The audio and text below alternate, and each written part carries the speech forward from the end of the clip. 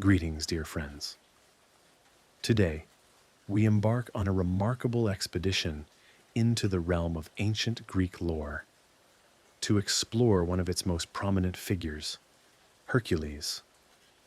This legendary champion is renowned not only for his extraordinary physical prowess, but also for his relatable human frailties, which render his narrative both grand and deeply moving.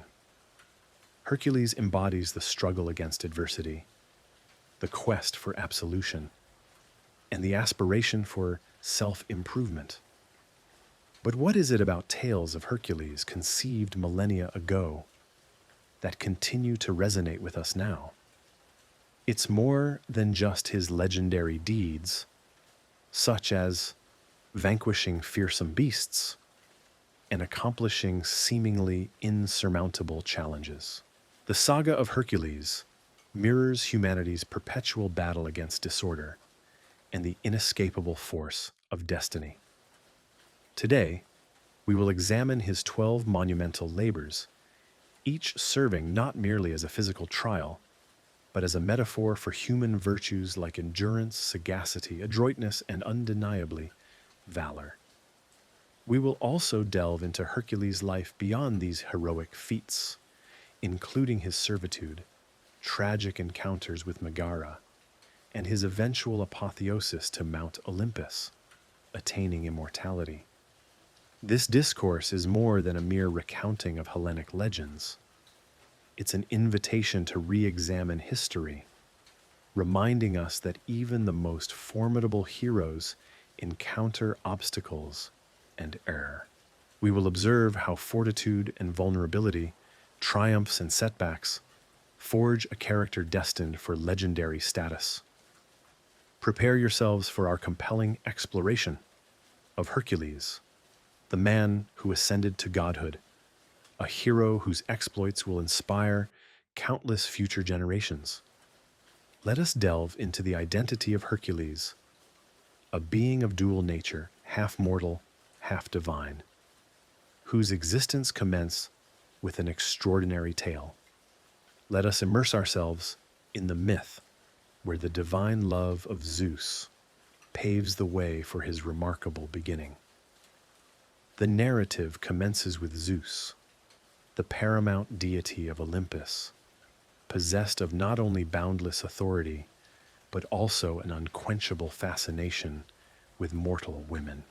His attention alighted upon Alcmene, the consort of Amphitryon, the esteemed ruler of Thebes, and a valiant warrior who was at the time engaged in a military campaign. Alcmene was not merely striking in appearance, but also possessed keen intellect, virtue, and hailed from the illustrious lineage of Perseus, the slayer of the Gorgon Medusa, who founded the formidable dynasty of the Pelopids. This lineage played a pivotal role in mythology, imbued with nobility, renown, and a celestial connection. Her inherent dignity captivated Zeus, compelling him to decree that their union would produce not an ordinary child, but a hero destined for historical acclaim. However, Alcmene, unwavering in her fidelity to her husband, resisted persuasion. Thus, Zeus, a master of stratagem, resorted to artifice. He assumed the guise of Amphitryon, who was absent on his campaign, and visited Alcmene. By Zeus's divine will, their nocturnal union was extended to encompass 3 days and 3 nights, time itself seemingly suspended by the god to ensure their cohabitation would birth something extraordinary. And so, the chronicle of Hercules began, a demigod, half mortal and half divine. Upon Amphitryon's return from his military endeavors, he sensed an unsettling anomaly. Alcmene greeted him with an air of bewildered familiarity, as if she had already encountered him. Perplexed, he sought counsel from the seer Tiresias. The seer revealed the astonishing truth.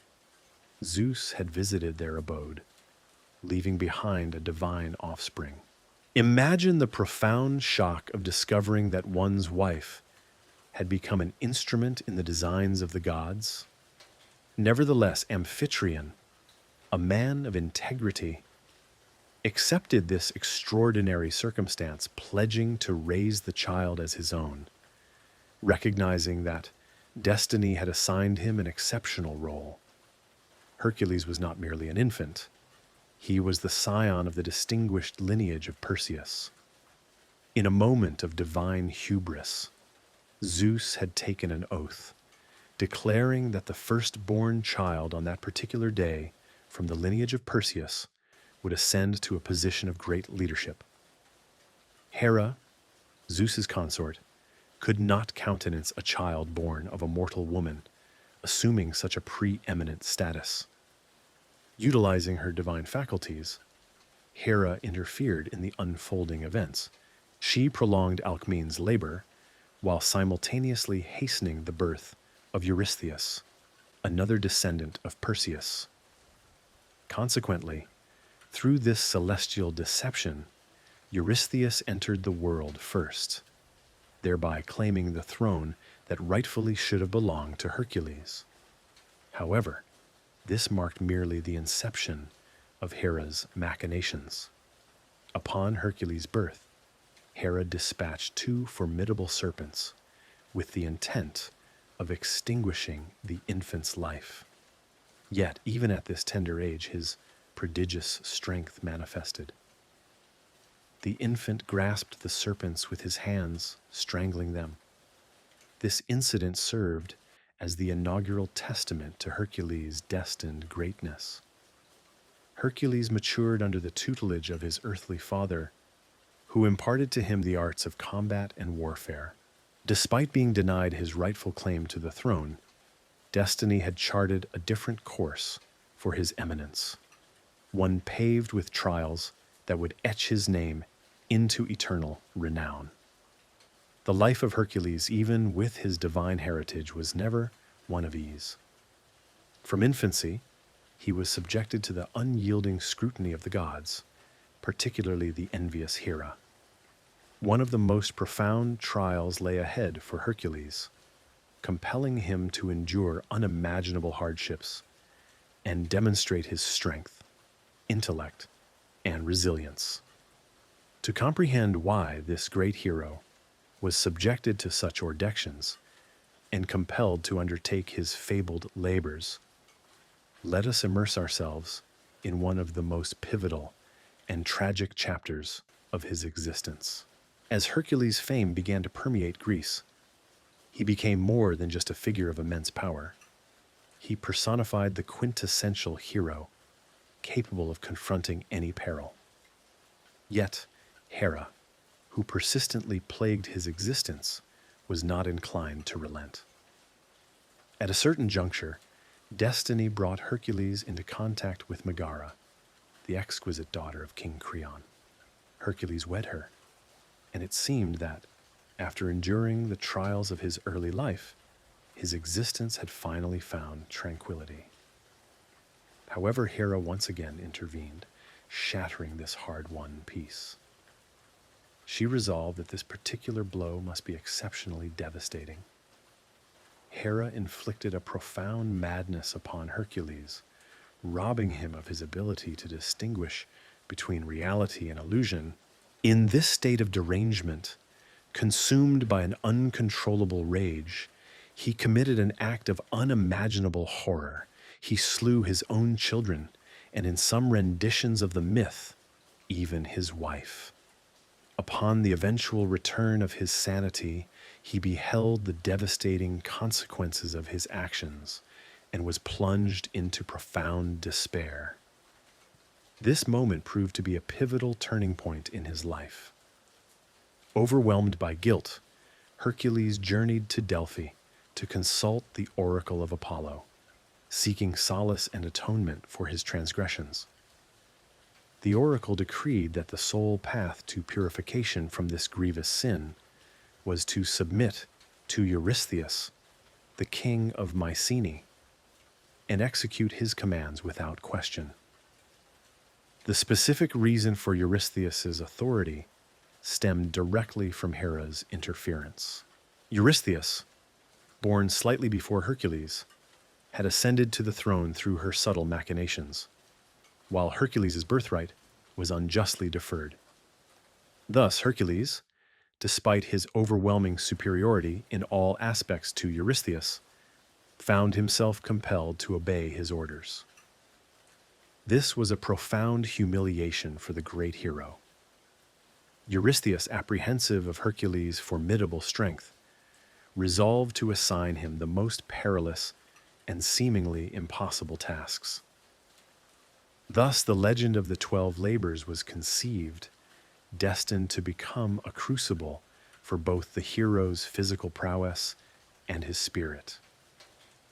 These assignments, conceived as a punitive measure, ultimately transformed Hercules into an immortal legend. Therefore, Hercules' exploits transcended a mere sequence of extraordinary adventures. They became a narrative of redemption. Each step he took was a stride towards forgiveness and the realization that even the mightiest heroes are susceptible to error. Now, let us jointly examine how, proceeding step by step, beginning with his inaugural feat, which presented a formidable challenge to his strength and resolve. Following his encounter with King Eurystheus, who embodied a hostile destiny for Hercules, the hero journeyed to the Peloponnese. It was in this region that the series of monumental trials commenced, forever enshrining his name in the annals of mythology. The very first assignment Hercules received cast immediate doubt upon its feasibility. He was tasked with eliminating the Nemean lion, a monstrous beast whose hide was impervious to any weaponry. Nemea, a modest district in the southern Peloponnese, endured relentless terror. Local inhabitants recounted that this lion was a creation of the most malevolent forces. According to one variation of the myths, its lustrous and impenetrable skin was a divine gift, rendering it invulnerable to any spear, sword, or arrow. Every attempt to slay the beast invariably ended in tragedy, and the lion itself wreaked havoc, decimating both livestock and people with equal ferocity, leaving behind a wake of devastation and dread. Whispers of the fearsome lion spread throughout Greece, and none dared to confront it. Only one individual possessed the courage to undertake such a perilous endeavor: Hercules. Although acutely aware of the formidable nature of the trial, he embraced the challenge, understanding that he could not falter in the face of his destiny. Upon arriving in Nemea, Hercules began to track the beast's movements. He discovered that the lion sought refuge in a cavern with 2 distinct entrances. When the lion attempted to attack him, it simply vanished through the alternate exit. Hercules, observing the creature's habits, began to formulate a strategy, recognizing that defeating such an adversary without cunning would be impossible. Initially, he attempted to employ his weaponry. Hercules drew his bow and loosed several arrows towards the lion, but they ricocheted harmlessly off its hide, as if striking a stone barrier. He then resolved to seal one of the cave's openings with a colossal boulder, intending to corner the beast. Now, the lion possessed no avenue of escape. As the lion retreated into the cavern, Hercules lay in wait, concealed. He understood that no conventional weapon would avail him in this confrontation. His only recourse was his extraordinary strength. Sensing the impending threat, the beast charged at the hero. Their encounter was truly epic, a titanic struggle between man and beast. The lion attempted to maul Hercules with its claws, but the hero, exhibiting remarkable agility, evaded its onslaught and seized the opportune moment. He seized the beast by the throat, his powerful hands constricting it like an iron vice.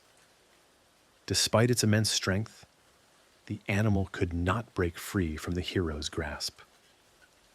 The lion gradually weakened until it became motionless. Following his victory, Hercules decided he must retrieve a token to commemorate his triumph.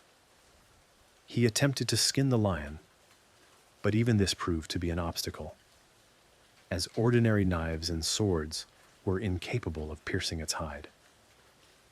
In response, Hercules utilized the beast's own claws to flay its skin.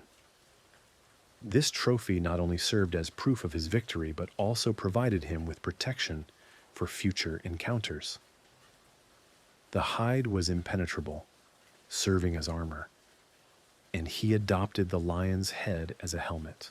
The iconic image of Hercules adorned in the lion's skin became legendary, a symbol not only of his power, but also of his capacity to surmount impossible challenges.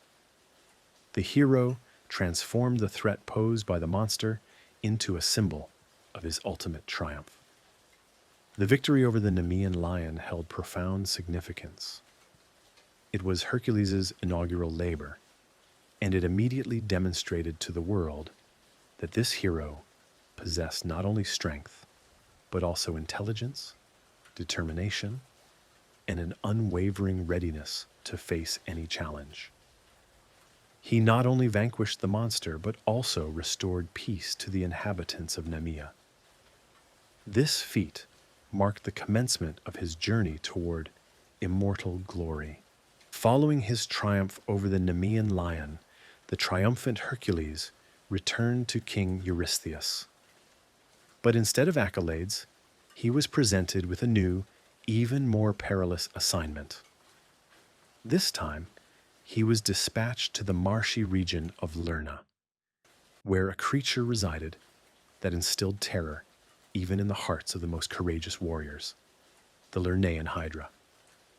This multi-headed entity personified chaos and devastation, and its venom contaminated the very earth, water, and air. The Lernaean Hydra was no ordinary monster. It hailed from the deepest recesses of ancient mythology, its parentage traced to Typhon and Echidna, who spawned an entire legion of monstrous beings. The Hydra dwelled in a cavern situated amidst a swampy plain. Its numerous heads, the exact count varying in mythological accounts from 9 to 12 or even 100, regenerated twofold for each one severed. Furthermore, one of its heads was immortal, rendering the Hydra virtually invincible. Its breath was lethally toxic, and even its spilled blood possessed the power to permanently poison the land. Hercules understood that this confrontation with the Hydra would be unlike any previous engagement. He was accompanied by his young and resourceful nephew, Iolaus, who was prepared to offer support at every turn.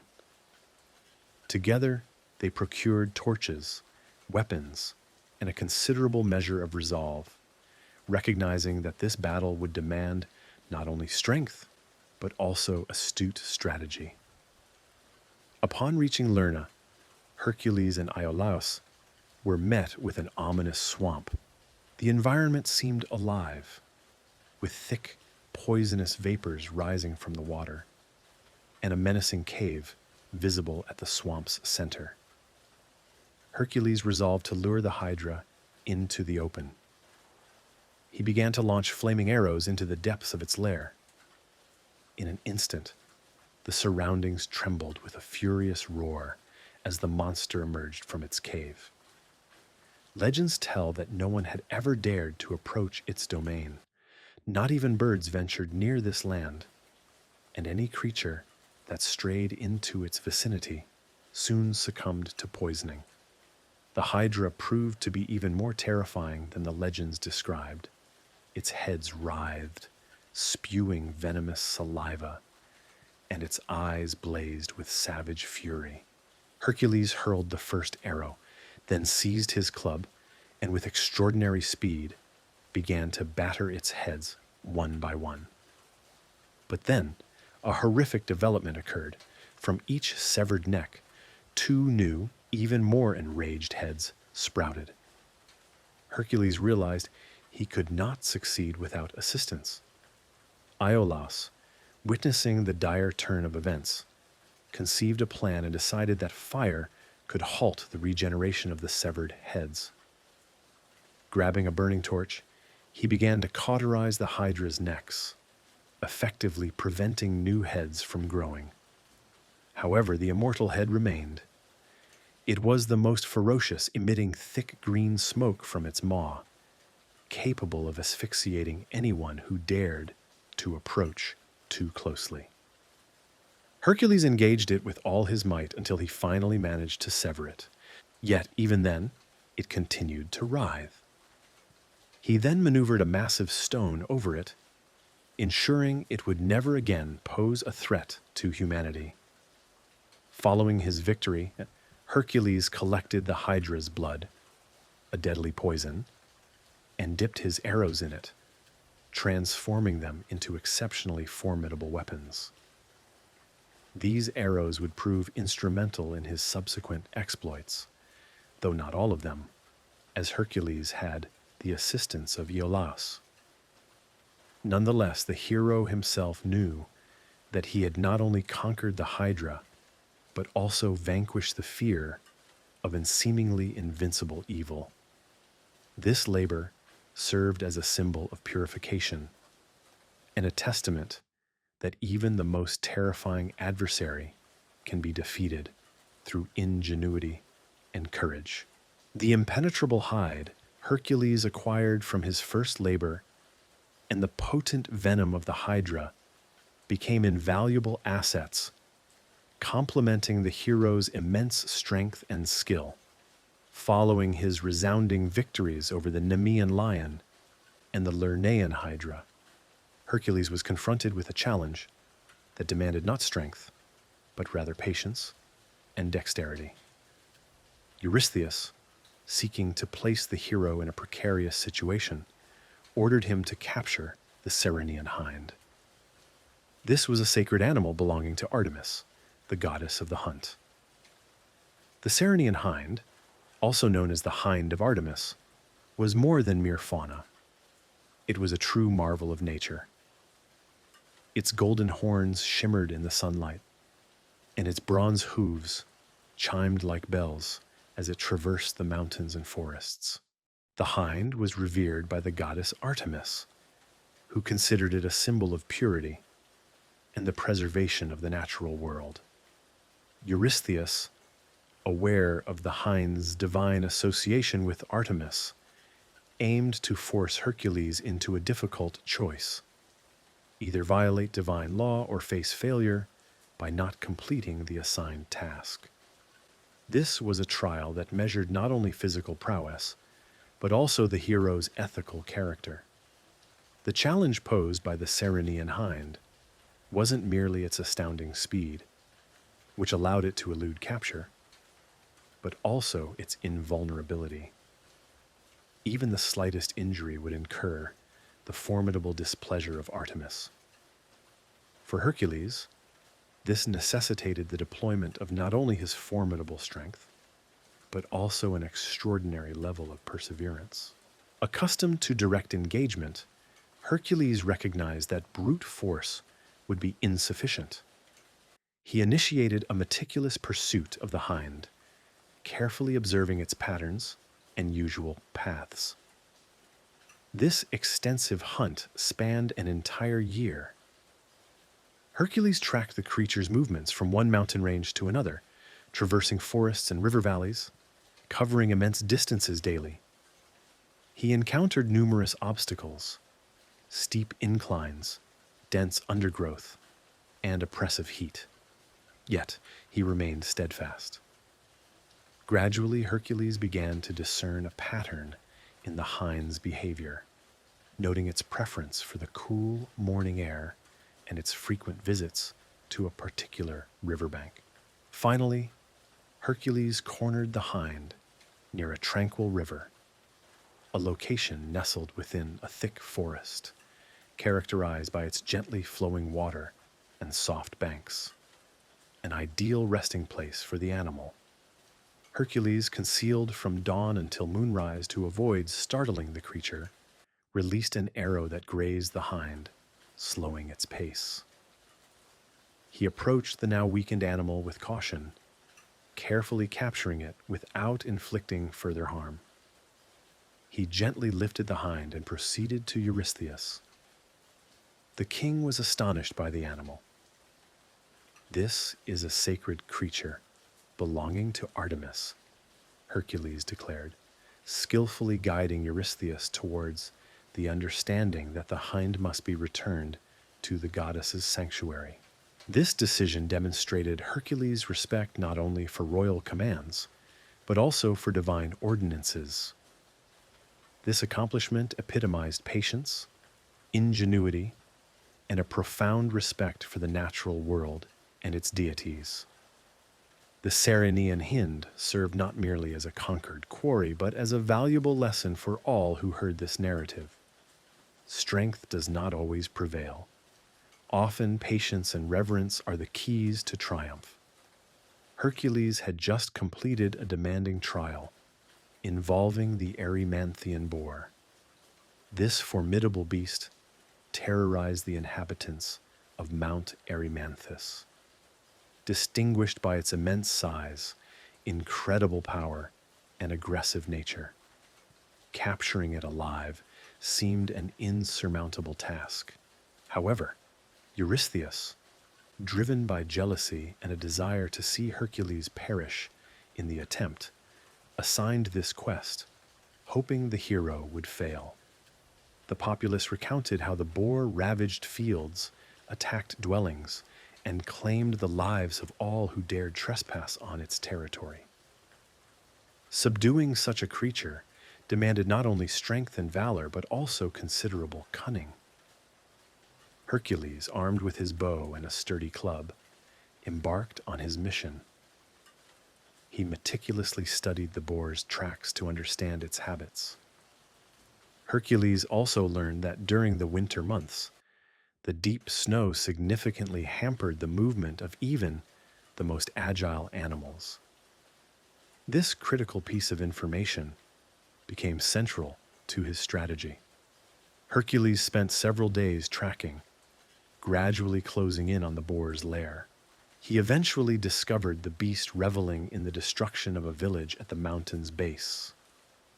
Slowly, the hero began to drive the boar higher into the mountains, into areas where the snow was particularly deep. Deprived of its swift mobility, the boar began to tire. Hercules seized this opportune moment to lasso it with a powerful rope. The beast struggled fiercely, but Hercules, with his extraordinary might, managed to subdue and secure it. Lifting the enormous creature onto his shoulders, Hercules proceeded to Mycenae. Upon witnessing Hercules with the colossal beast, Eurystheus was so overcome with fear that he retreated into a massive bronze wine vat. This moment became one of the most memorable in the Hercules myths, symbolizing not only the hero's immense strength, but also the palpable cowardice of those who sought to diminish him. However, Hercules' journey was not without its unforeseen complications. During his travels, Hercules paused at the hospitable dwelling of a centaur named Pholus. The centaur welcomed Hercules, offering him rest and hospitality. As a special treat, Pholus presented wine that was intended for all the centaurs. The moment the wine was uncorked, its intoxicating aroma permeated the surroundings, attracting other centaurs. The centaurs, detecting the scent, became incensed, considering this wine sacred and communal property. Consequently, they perceived the actions of Pholus and Hercules as a profound insult, igniting a fierce battle. The centaurs launched an assault on the hero. Hercules, compelled to defend himself, employed his bow and arrows, which had been poisoned with the venom of the Lernaean Hydra. The conflict was savage, and Hercules emerged victorious, but not without significant repercussions. One of the centaurs, Chiron, a renowned teacher of many heroes, was struck by a poisoned arrow. Despite his efforts to assist, the potent venom proved too strong. Chiron suffered agonizing pain but could not succumb to death due to his immortality. Ultimately, Chiron voluntarily relinquished his immortal existence to find peace. This episode served as a profound lesson for Hercules. His actions had resulted not only in his own deliverance, but also in the unintended destruction of another. The encounter with the centaurs underscored the complexity of the moral dilemmas Hercules faced. It transcended a mere clash of power, representing a moment of stark realization that even the most powerful and courageous heroes are susceptible to making grievous errors. The Erymanthian boar symbolized raw power and a disregard for the natural order. Yet Hercules demonstrated remarkable patience and strategic thinking to overcome it. This triumph illustrated that brute force alone does not guarantee success.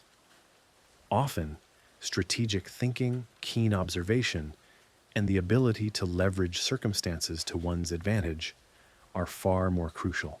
The confrontation with the centaurs served as a potent illustration of how easily discord can erupt when harmony is disrupted. Hercules learned to accept the ramifications of his choices, recognizing that immense power necessitates an equally immense sense of responsibility. The Erymanthian boar represented more than just a test of Hercules' physical fortitude. It was also a trial of his moral fiber. Each endeavor undertaken by the hero served to refine him, bringing him closer to a deeper understanding of his own essence and his place in the world. Following his triumph over the most arduous tasks, Hercules was assigned one of the most unexpected and seemingly menial assignments: the cleansing of the Augean stables. This feat, despite its apparent simplicity, exemplifies how Hercules adeptly merged his extraordinary strength with his sharp intellect and resourcefulness.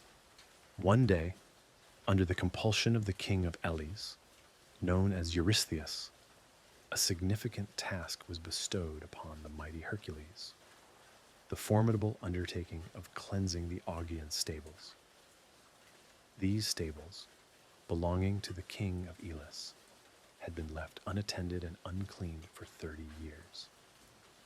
Faced with the overwhelming accumulation of manure, the task appeared insurmountable to most.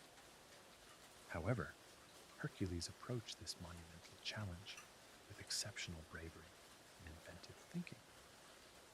His ingenious strategy involved redirecting the courses of two powerful rivers, the Alpheus and the Pine, which flowed near the stables.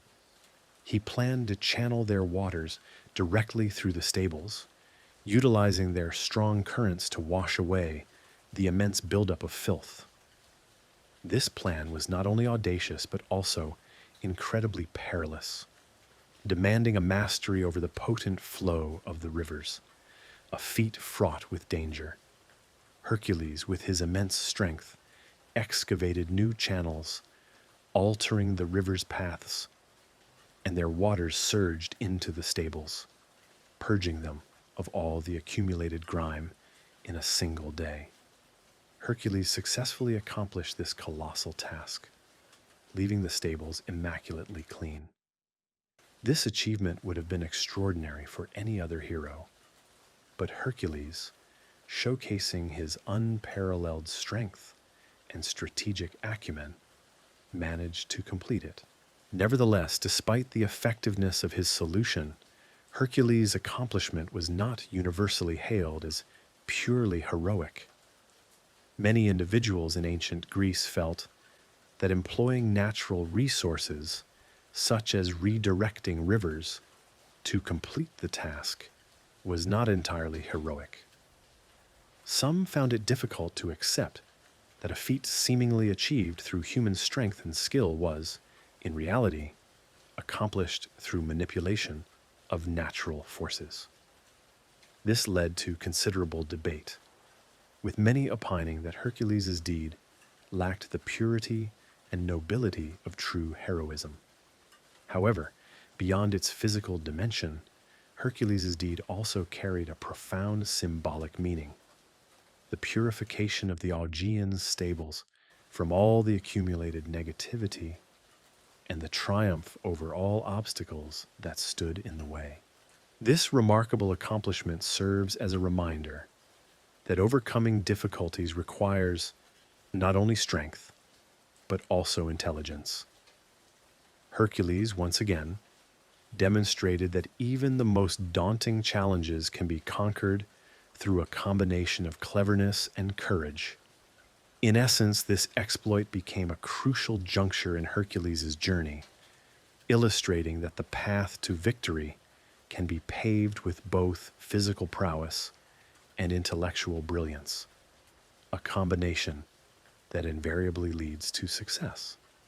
The elimination of the Stymphalian birds by Hercules stands as one of those narratives that beautifully intertwines elements of heroism, sharp wit, and even a touch of divine intervention. This task might seem relatively straightforward were it not for a crucial detail: the nature of the Stymphalian birds themselves, monstrous creatures that Hercules encountered. These were not ordinary birds. They were created and nurtured by Ares, the god of war. They posed a deadly threat to all living beings. While they bore the outward appearance of large typical birds, their inherent characteristics rendered them exceptionally dangerous. They possessed metallic feathers that they could launch like projectiles, striking their targets with lethal force and causing widespread devastation. Even more terrifying were their beaks and claws, which were so incredibly sharp that a mere encounter with them could prove fatal to any individual. King Eurystheus, perpetually seeking to make Hercules' life more challenging, deemed the eradication of these birds a fitting trial. Hercules was commanded to journey to Lake Stymphalia and bring an end to this menace. The difficulty of the mission was compounded not only by the inherent danger posed by the birds, but also by the challenge of reaching their habitat. The lake was encircled by dense, impassable swamps, rendering ground travel impossible. Furthermore, the waters of the lake itself were so dark and viscous that they resembled a treacherous mire, a veritable trap. Seeking guidance, Hercules visited the temple of Athena, requesting her counsel. The goddess of wisdom and strategic planning, impressed by his valor, resolved to aid the hero. She presented him with 2 clashing bronze cymbals crafted by Hephaestus. These instruments, when struck, produced a deafening clang, capable of startling and disorienting the monstrous birds. Hercules understood that a direct confrontation with these creatures would be suicidal. Upon arriving at the swamps, Hercules was confronted with a grim spectacle. The marshy terrain was littered with bird feathers, protruding from the ground like deadly spears. The air resonated with a metallic scraping sound, generated by the constant friction of the birds' wings against each other. They remained concealed within the dense thickets, invisible to the naked eye. Hercules recognized that mere strength would not suffice. Strategy was paramount. He positioned himself at the edge of the swamp and began to strike the cymbals. A thunderous clamor erupted, reverberating throughout the entire area. The birds, unaccustomed to such a jarring noise, burst from their hiding places in a state of panic. Their organized formation dissolved into chaos, and the flock was thrown into disarray.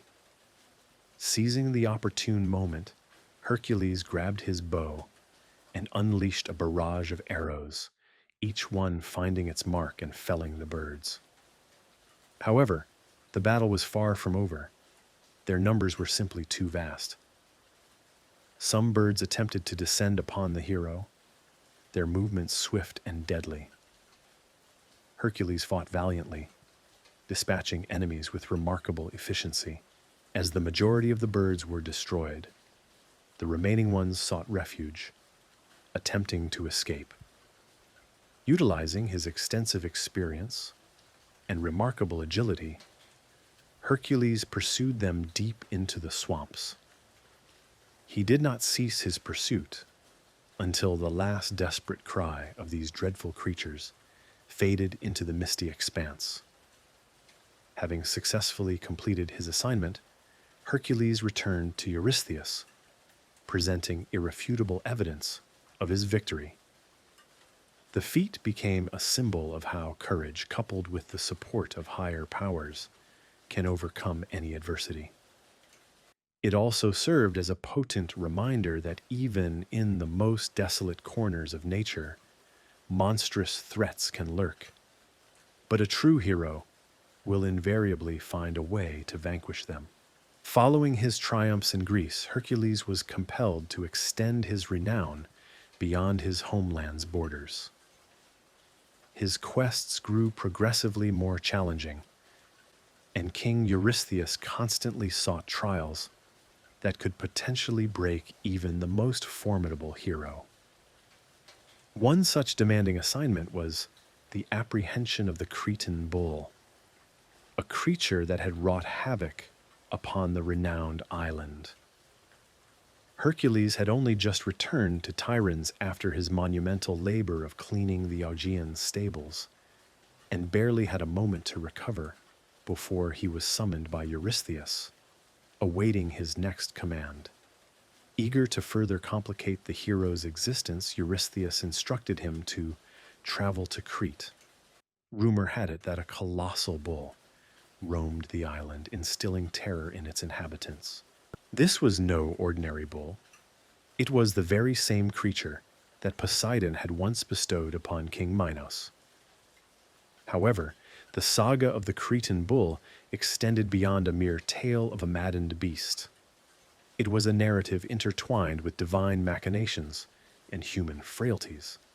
The king of Crete, in his supplication to Poseidon, had sought a divine sign to affirm his rightful claim to the throne. The sea god responded by presenting him with a magnificent snow-white bull intended for sacrifice. So captivated was Minos by the animal's extraordinary beauty that he spared its life, opting instead to offer another bull in its place. This act of defiance incensed Poseidon, who retaliated by cursing the bull, transforming it into a wild and uncontrollable force. The enraged bull broke free from the palace, unleashing destruction upon villages and decimating crops, thus becoming a true disaster. Furthermore, according to legend, this very bull was the progenitor of the monstrous Minotaur, imprisoned within the labyrinth. The people of Crete believed the bull to be cursed, and that only divine intervention could quell its rampage. For Hercules, this meant a lengthy sea voyage across the perilous waters of the Aegean. Upon his arrival on the island, the inhabitants greeted him with desperate pleas for assistance. Each recounted harrowing tales of the bull's destructive rampages, its trampling of vineyards, demolition of homes, and slaughter of livestock. Witnessing the widespread suffering, Hercules understood the imperative to put an end to this chaos. The bull was a formidable sight, its immense physique radiating raw power, its eyes blazing with untamed fury. Locating the beast proved to be a considerable challenge, as it concealed itself in the mountains, emerging only to wreak destruction upon the valleys. Hercules, possessing the skills of an experienced hunter, tracked the bull for several days before finally encountering it in a meadow. Upon confronting the monstrous creature, Hercules realized that a direct assault would be perilous. The hero had made prior preparations, equipping himself with strong ropes and formulating a plan. The bull, spotting Hercules, charged at him with ferocious intensity. The hero skillfully evaded the attack and then began to employ a strategy of maneuverability, forcing the animal to run in circles until it became exhausted. Seizing this moment, Hercules charged forward and, with the ropes, swiftly subdued and captured the bull. Hercules did not intend to kill the beast. Instead, he saw this as an opportunity not only to triumph, but also to bring the destructive force under control. He then conveyed the animal to his ship and transported it to Tiryns. Upon seeing the colossal bull, Eurystheus was overcome with panic and commanded that the animal be removed from his presence immediately.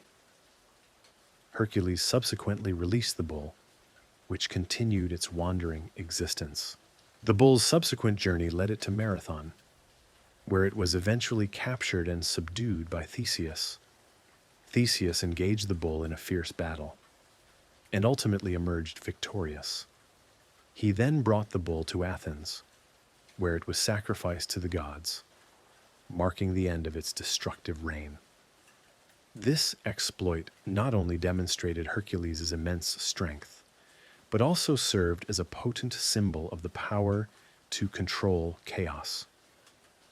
The enduring legacy of the Cretan bull serves as a profound reminder that even the most extraordinary gifts necessitate responsibility, and that broken promises can indeed precipitate disaster. Following his victory over the Cretan bull, Hercules was once again confronted with a new challenge. This time, the task assigned by King Eurystheus was to journey to the lands of Thrace and capture the mares of Diomedes, fearsome man-eating horses that no mortal had ever been able to tame. These animals, sustained by human flesh, terrorized the entire region. Like all the preceding assignments, this test demanded not only strength from Hercules, but also immense courage, resourcefulness, and an unwavering readiness to face unimaginable dangers. The history of these horses was inextricably linked to their owner, King Diomedes. This ruler of the Thracian kingdom was notorious for his cruelty, feeding his mares the bodies of his enemies and captured prisoners. These ferocious animals were kept confined in heavily fortified stables, guarded by a formidable army, and instilled fear in all who heard of them. The horses themselves were described as being as swift as the wind, with teeth as sharp as blades, capable of severing even metal chains. Hercules, having accepted the mission, embarked on his journey. He assembled a contingent of loyal companions, understanding the magnitude of the challenge and the formidable nature of King Diomedes. Consequently, he began gathering intelligence about the fortress and its security measures well in advance. Upon reaching Thrace, the hero observed the exceptional fortifications surrounding the mare's stables. Diomedes' fortress was protected by hundreds of warriors, fiercely loyal and prepared to defend their tyrannical ruler and his terrifying steeds. Under the cloak of darkness, Hercules, accompanied by his squad, infiltrated the fortress grounds. While his companions created a diversion to occupy the guards, Hercules confronted Diomedes himself. A fierce battle ensued, during which the cruel king employed his formidable strength and cunning tactics to try and defeat the hero. However, Hercules, relying on his exceptional combat skills and sheer power, ultimately vanquished Diomedes. According to one account, to pacify the mares, Hercules fed them the flesh of their master, a gruesome act that temporarily subdued the animals. This allowed Hercules to gain control of them, binding the mares with chains. Hercules successfully navigated his return journey to Eurystheus, retaining control of the formidable animals. His strength and unwavering determination enabled him to successfully deliver the animals to Eurystheus. The king, overcome with fear, ordered the animals to be immediately released, fearing they would pose a threat to him. According to legend, the mares were soon thereafter killed by wild animals. This exploit showcased not only Hercules' physical prowess, but also his remarkable courage. He demonstrated that a true hero is capable of not only confronting danger, but also of restoring order amidst chaos, even if it necessitates facing the most brutal forces. The triumph over Diomedes' mares and their master symbolized the victory of justice and order over cruelty and lawlessness. Following the completion of this arduous series of exploits, another task was presented to Hercules by King Eurystheus: to retrieve the belt of Hippolyta, the queen of the legendary Amazons. This belt was more than a mere adornment. It represented the power and strength of Hippolyta as the leader of a nation of formidable warriors, and had been personally bestowed upon her by Ares, the god of war. Eurystheus's intention was to present this belt to his daughter, and to accomplish this mission, he dispatched none other than Hercules. The Amazons resided in a remote and largely uncharted region of the world, believed to be situated along the coast of the Black Sea. To reach their lands, Hercules and his companions had to overcome numerous trials. They navigated treacherous mountain passes, battled the forceful currents of turbulent rivers, and encountered tribes that harbored hostility towards outsiders. Undeterred, with his relentless strength and unwavering determination, Hercules pressed onward. Upon finally reaching the shores of Themyscira, the capital of the Amazons, Hercules and his companions were greeted by an unusual silence. The city was encircled by imposing wooden ramparts, behind which tents and watchtowers were visible. The Amazons observed the approaching strangers from a distance, casting wary glances at the figures of the men nearing their territory. These women, renowned for their martial prowess, had long been prepared for any potential invasion. Their queen, Hippolyta, emerged with regal bearing from the city gates. Her golden belt shimmered brilliantly in the sunlight, a symbol of her invincibility.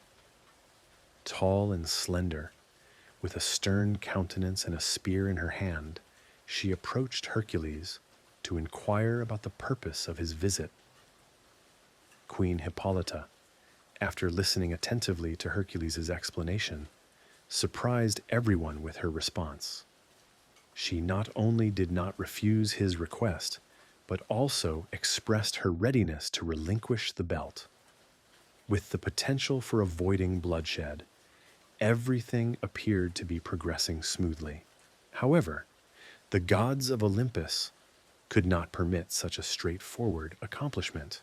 Hera, driven by her animosity, decided to intervene, assuming the guise of one of the Amazons.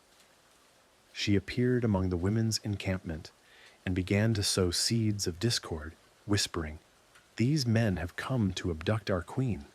They will destroy our city and annihilate us." The words, spoken by the goddess in disguise, quickly permeated the ranks of the Amazons.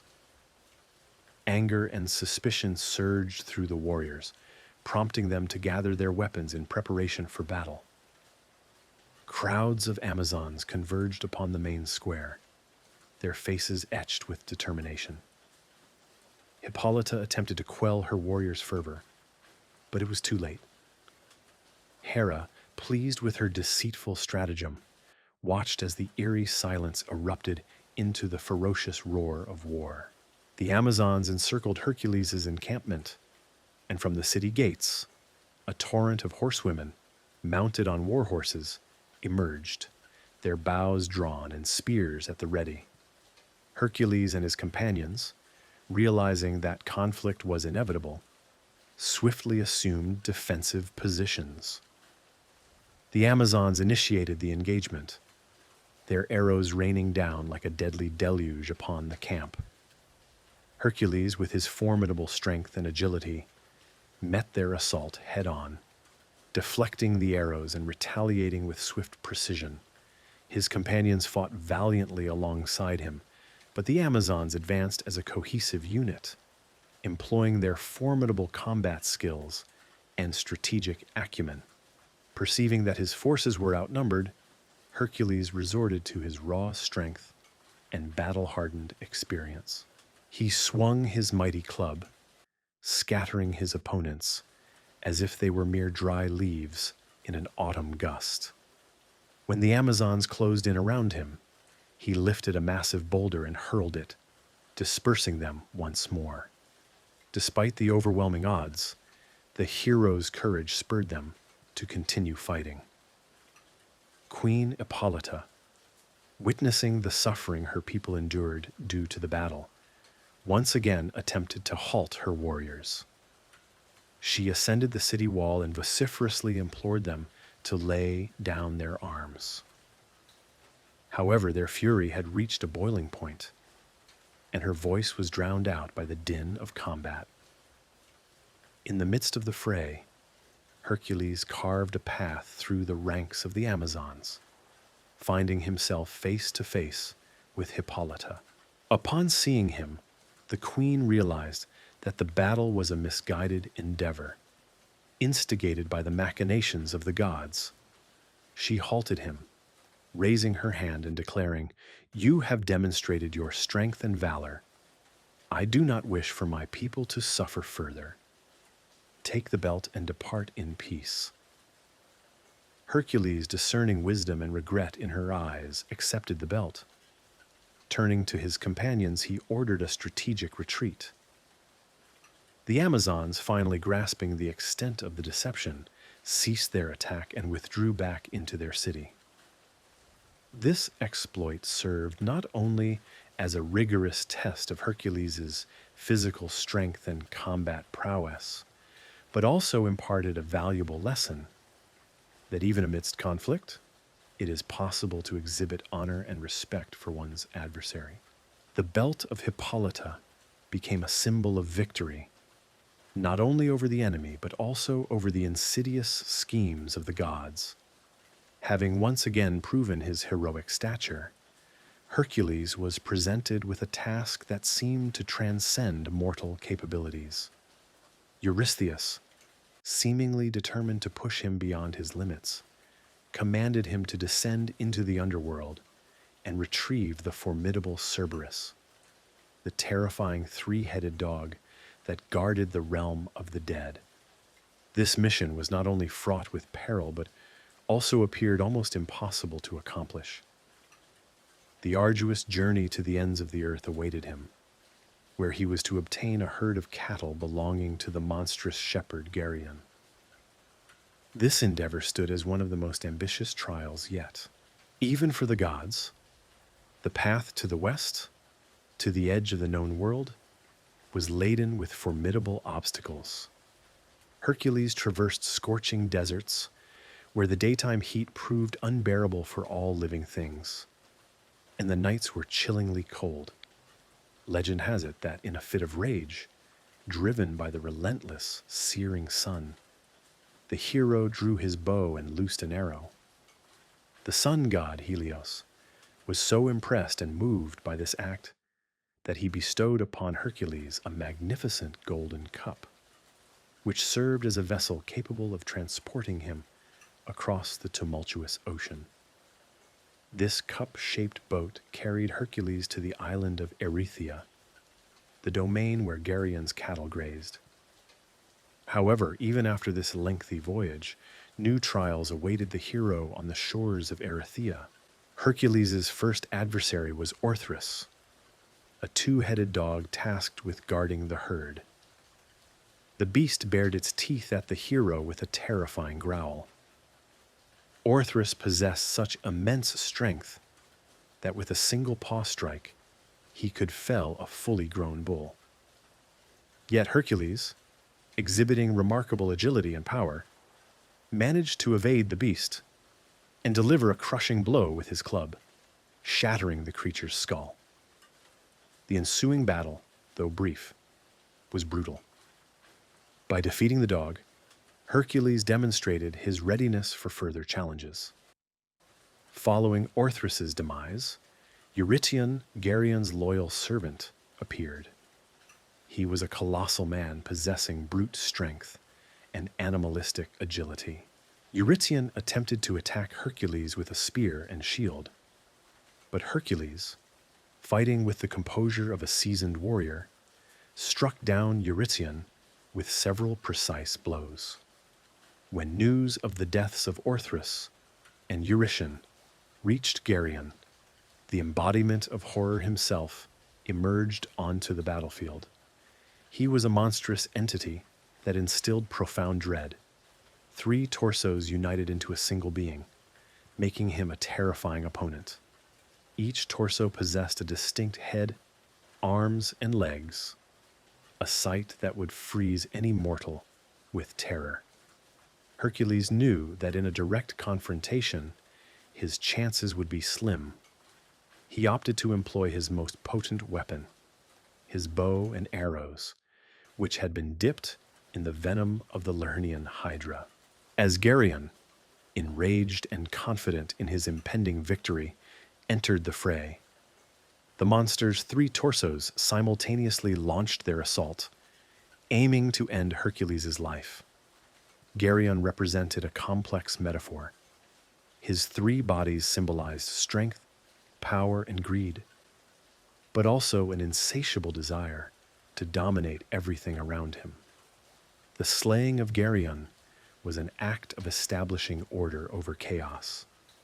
This battle underscored the principle that even the most multifaceted and formidable opponents can be overcome. After defeating Geryon, Hercules gathered the herd of cattle and prepared for the arduous journey back home. It seemed as though all the most difficult challenges had been overcome. The terrifying 3-headed monster no longer posed a threat. However, the trials were far from over. Hera, perpetually harboring animosity towards Hercules due to his divine lineage, was enraged by his latest triumph. Seeking to further complicate his mission, she unleashed a swarm of giant horseflies that attacked the cattle. These insects, according to legend, were not merely large, but also incredibly vicious. They inflicted painful bites upon the animals, presenting a significant challenge for Hercules. He was compelled to chase the scattered cattle across vast expanses of land for several days.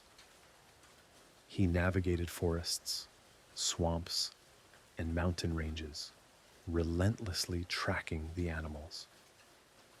One by one, he returned each cow to the herd, demonstrating incredible patience and fortitude. Some of the cows had become so terrified that they sought refuge in inaccessible locations. But Hercules, with his keen eyesight and boundless energy, located them all. When Hercules finally arrived at Tiryns with Geryon's cattle, Eurystheus, as usual, greeted him with a mixture of distrust and envy. However, even he could not deny the magnitude of the hero's accomplishment. The cattle of Geryon served as undeniable proof that Hercules had successfully conquered not only physical challenges, but also the schemes of Hera, the limitations of nature, and the avarice of humanity. Hercules' next test seemed almost impossible: to retrieve the golden apples from the garden of the Hesperides. These fruits were a divine gift to Hera herself upon her marriage to Zeus, symbolizing immortality. However, the challenge lay not only in reaching the garden, but also in its meticulously concealed location. The Garden of the Hesperides was an otherworldly place, situated far to the west, beyond the known lands, where the real world blended seamlessly with the mythical. It was a realm where the eternal sunset painted the sky in hues of gold, and the trees were adorned with fruits that shone like the sun. The Hesperides, daughters of the night, tended to this garden, but they were not its sole guardians. The colossal dragon Ladon, possessing 100 heads, never slept day or night. It coiled its immense body around the trees, ensuring that no one dared to approach. Hercules, naturally, had no knowledge of this mysterious garden's whereabouts, meaning he had to not only accomplish the feat, but also devise a method to locate it. He embarked on a long and arduous journey that spanned many months. He traversed deserts, forests, and mountain ranges, his path leading him through lands inhabited by mythical creatures, with each step bringing him closer to the heart of the unknown, closer to the fabled golden apples that shone like the sun, though their exact location remained unknown to anyone. In one of the valleys, Hercules encountered the river god Achelous, who refused to permit the hero passage through his domain. Hercules, demonstrating his superior strength, wrestled with Achelous, forcing him to yield. Hercules was able to defeat him in a fair combat. This encounter served as a reminder to the hero that every step towards his objective could be accompanied by trials. On his way to the edge of the world, Hercules encountered a band of giants guarding a mountain pass. They attempted to block his progress, but the hero struck them down with his club. Furthermore, the elements of nature showed no mercy to Hercules. He endured violent storms that tore at his cloak and uprooted the surrounding trees. During his search, Hercules encountered various mythical beings and gathered crucial clues regarding the garden's location. One of the most significant encounters was with Prometheus, who was chained to a rock as punishment for bestowing fire upon humanity. Every day, an eagle dispatched by Zeus would fly in to peck at his liver, which miraculously regenerated overnight. Hercules, with remarkable skill, shot down the eagle with his arrow and freed Prometheus. As a token of his gratitude, Prometheus revealed to Hercules the secret of how to find the garden. Prometheus advised Hercules to seek the assistance of the Titan Atlas, who bore the celestial firmament upon his shoulders. Atlas, more than anyone else, knew the location of the garden, as it lay within his purview. Upon reaching the edge of the world, where the heavens met the earth, Hercules beheld Atlas. This immensely powerful Titan had been cursed by Zeus, condemned to eternally support the weight of the firmament on his shoulders. The mighty Atlas was greatly burdened by his celestial load. Hercules explained his mission to him and proposed a trade. He would temporarily assume the weight of the heavens if Atlas would help him procure the apples. Atlas readily agreed, seeing this as an opportunity to be briefly liberated from his curse. Hercules positioned himself beneath the immense weight of the heavens, stooping to bear its burden. He then plucked 3 golden apples and returned them to Hercules. When Atlas received the apples, he experienced a profound sense of relief at being free, however temporarily. He suggested that Hercules deliver the apples to Eurystheus himself, leaving the heavens in his care. However, Hercules, comprehending the Titan's intention, employed his cunning. He agreed to the proposal but asked Atlas to hold the heavens for just a moment longer, so he could place a soft cloak beneath him for comfort. Unsuspecting, Atlas once again bore the heavens upon his shoulders. At that precise moment, Hercules seized the apples and departed, leaving the Titan to resume his eternal punishment. When Hercules presented the apples to Eurystheus, the king was astounded by their beauty and inherent magical power, and he immediately commanded that they be returned to the garden. The apples themselves then made their way back to their rightful places. As Hercules' great trials began to draw to a close, Eurystheus decided to assign him a task that seemed utterly beyond possibility. He ordered Hercules to descend into the underworld and bring forth Cerberus, the terrifying three-headed dog that guarded the realm of the dead. This perilous undertaking was not merely dangerous, it held profound symbolic weight, demanding that the hero traverse the boundary between existence and oblivion and emerge unscathed. Hercules' journey into the netherworld transcended a physical trek, serving as a spiritual crucible, an emblem of his capacity to conquer the divide between the living and the deceased. This formidable achievement necessitated not only sheer might, but also unwavering bravery, self-control, and a deep reverence for the spectral laws governing the departed.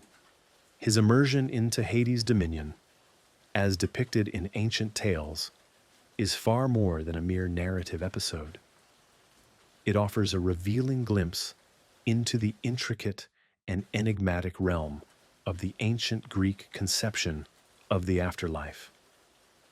The passage to the underworld commenced with an entryway, its location shifting across various Greek territories according to different myths. Perhaps the grottos on Cape Nerona, the Acheron River, or the abysses of Epirus. Hercules braced himself for this formidable trial, a prelude to the radiance emanating from his very being. Yet, even he, the mightiest among heroes, felt the palpable dread as he approached the portals where eternal gloom and a pervasive silence reigned. At this threshold, he was confronted by Charon and Cerberus, the initial sentinels of the shadowy realm. Charon, the aged ferryman, a figure often depicted with a coin placed in his mouth for passage, evoked fear. Hercules, though alive, leveraged his renown and formidable strength to persuade Charon to convey him across the somber waters. The waters of the Styx were not merely a geographical marker. They represented the transition from life to death, a moment where even the most valiant heroes acknowledged their own mortality. He beheld a realm utterly alien to the sunlit world he knew. Shadows of trees stretched into an unending darkness. The atmosphere felt heavy and oppressive, and the very earth seemed devoid of vitality. All around, the specters of the deceased drifted, silent and ethereal. It was a domain devoid of time and illumination, where all existence appeared to be in a state of stasis. He observed a world inhabited by the souls of illustrious figures, notorious villains, ordinary individuals, and even deities punished for their transgressions. This was not solely the kingdom of the departed, but also a realm where justice was dispensed, with souls finding solace in Elysium or enduring torment in Tartarus. Hercules pressed onward into the depths until he stood before Hades himself, the sovereign of the underworld. Enthroned amidst a somber aura, he was a figure of stern and imposing majesty. His dominion was not inherently cruel, but its edicts were absolute. Zeus, Poseidon, and Hades embodied ultimate justice. Hades listened intently to Hercules' plea, his restraint surprising.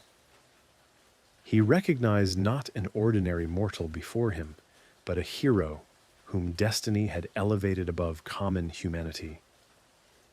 Hades granted his request, but with a crucial stipulation: Cerberus must not be harmed. The underworld's guardian was more than merely a beast with 3 heads. Its very appearance inspired terror. Its tri-headed visage, capable of surveying multiple directions simultaneously, its serpentine tail writhing with astonishing speed, and its breath that poisoned all it touched, marked it as the embodiment of the underworld itself, an unyielding sentinel allowing no soul to depart Hades' realm. Hercules encountered this formidable creature at the very egress from the underworld, where it meticulously scrutinized those attempting passage through the gates. Upon perceiving the hero, Cerberus emitted a guttural growl, its heads menacingly extending, poised to attack. Hercules, however, remained unyielding. He advanced cautiously toward the beast, studying its movements. When Cerberus lunged, the hero adeptly evaded, seizing it by the neck. Despite the creature's immense power, Hercules restrained it, every muscle straining. Cerberus thrashed, attempting to bite the hero, but Hercules' resolve was unwavering. Through sheer strength and endurance, he subdued the monster. Eventually, Cerberus yielded, acknowledging the hero's might and indomitable will. Upon delivering Cerberus to Eurystheus, who, to avoid direct confrontation with the terrifying beast, promptly ordered its return to the underworld, Hercules fulfilled his pledge. He returned the beast to Hades. Hercules' descent into the underworld and his subsequent return symbolize a triumph over apprehension, mortality, and the unknown. This labor represented the pinnacle of his trials, demonstrating that a hero could surmount any obstacle by relying on their strength, intellect, and determination. This accomplishment not only concluded a series of Hercules' arduous tasks, but also solidified his reputation as the preeminent hero, whose deeds continue to inspire generations. The descent into the underworld became a symbol of both physical and spiritual fortitude, a poignant reminder that even in the face of death, courage and hope can be found. Hercules, whose immense strength and remarkable exploits had already secured his immortality, found himself in one of the most unexpected and humbling junctures of his existence. This period of servitude to Omphale, the queen of Lydia, transcended a mere interlude in his saga. It became a vital lesson in humility and personal evolution.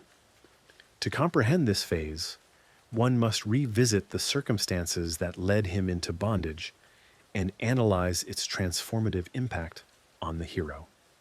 Following the completion of his 12 monumental labors, Hercules believed his trials were concluded. However, destiny had a new ordeal in store. One day, during a visit to King Eurytus, Hercules became entangled in a tragic incident. In a fit of rage, perhaps induced by divine influence, the hero took the life of the king's son, Iphitus. This act constituted a grave transgression against the sacred law of hospitality, a cornerstone of ancient Greek ethical principles. Recognizing the gravity of his offense, Hercules sought counsel from the oracle of Apollo at Delphi. The response he received was disheartening. His only recourse for atonement was 3 years of servitude, during which he was to be sold into slavery, with the proceeds from his sale going to a relative of the slain Iphitus. Thus, Hercules, the most powerful of heroes, found himself in the slave market, where he was acquired by Omphale, the queen of Lydia. From that moment, one of the most peculiar chapters of his life began. Omphale ruled the Lydian kingdom in Asia Minor, renowned for its opulence and refinement. She was not only a woman of striking beauty, but also a shrewd monarch, governing her people with resolve and fairness. Yet her name is indelibly etched in history due to her association with Hercules. The queen was captivated by the mighty hero. Rather than confining him solely to menial tasks, she elevated him to the status of her companion, and according to some accounts, her lover. Crucially, she maintained her authority over him, leading to several comical and paradoxical situations. Hercules' life at court stood in stark contrast to his previous existence, filled with battles against monstrous beings and the execution of divine commands. Now, his duties included performing domestic chores, specifically those traditionally associated with women. Omphale compelled Hercules to spin wool, weave, and even don feminine attire.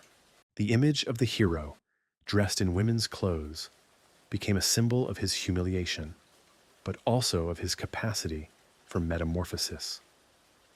Hercules, accustomed to resolving challenges through his extraordinary physical prowess, was forced to acknowledge that certain life trials demand patience and a profound sense of humility. This period, however strange it may seem, played a pivotal role in his spiritual development. Even in his enslaved state, he continued to perform heroic deeds, demonstrating that his inherent nature could not be suppressed. For instance, he defended the Lydian territories from a band of savage satyrs who were marauding villages and terrorizing the populace.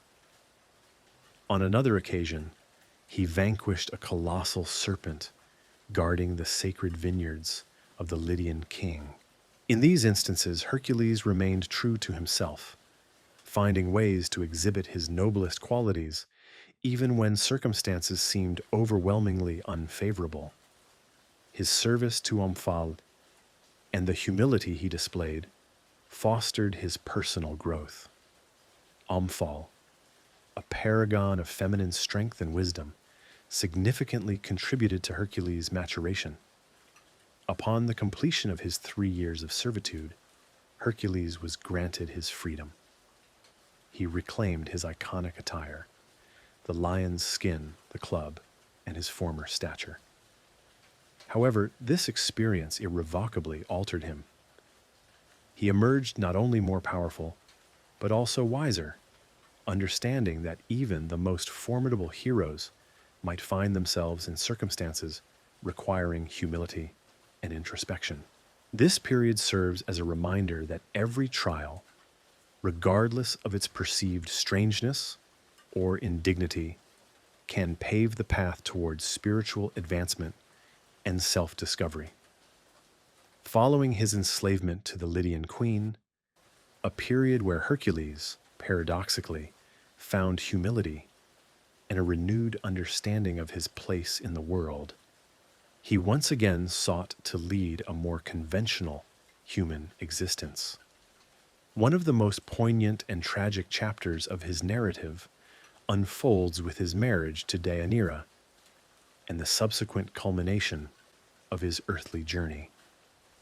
Deianira was the princess and daughter of King Oeneus. She was celebrated for her beauty and intellect, but as is often the case in mythological tales, happiness was not easily attained without a struggle. Hercules had to overcome another suitor for her hand, the river god Achelous. Achelous was a formidable adversary, capable of assuming various forms, including those of a serpent and a bull. Hercules engaged in a fierce combat with him, a clash of brute strength against cunning. Achelous employed his shape-shifting abilities to deceive the hero, But Hercules ultimately prevailed, breaking the river god's horn, a feat that symbolized his triumph. Following his victory, Hercules married Deianira, and their union initially appeared blissful.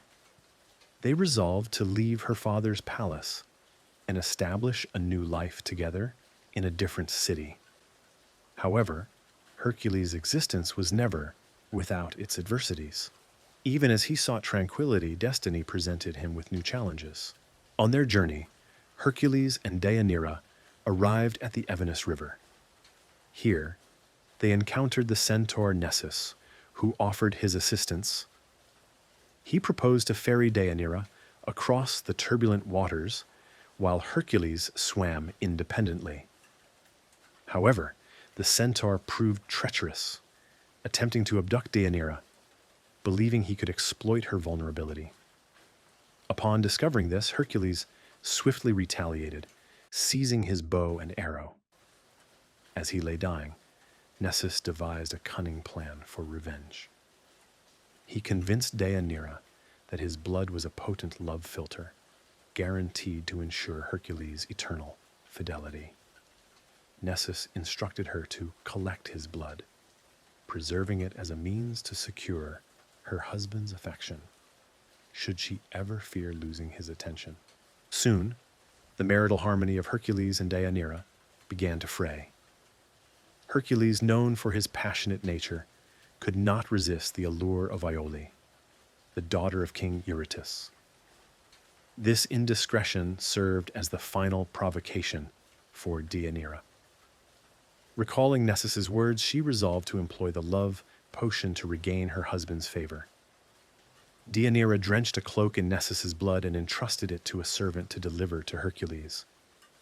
Unbeknownst to her, the blood had been mixed with the venom of the Lernaean Hydra. As Hercules donned the cloak, the poison began to seep into his body, inflicting excruciating torment.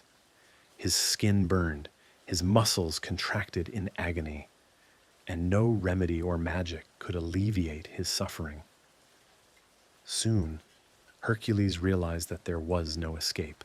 Accepting his imminent demise, he resolved to meet death with dignity. He ascended to the summit of a mountain and prepared a funeral pyre.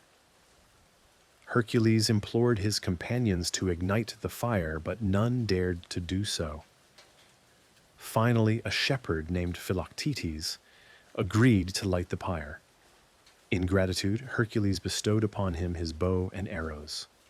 As flames consumed his mortal form, a miracle occurred. Instead of perishing, Hercules ascended to Olympus, where Zeus granted him immortality. He became a god, his place secured among the illustrious Olympians. On Olympus, Hercules had an encounter that would shape his ultimate destiny.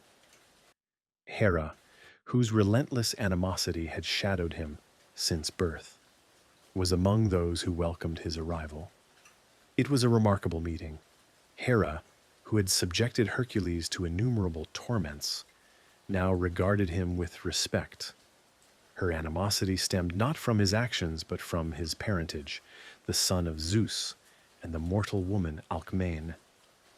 By achieving immortality, Hercules became her equal.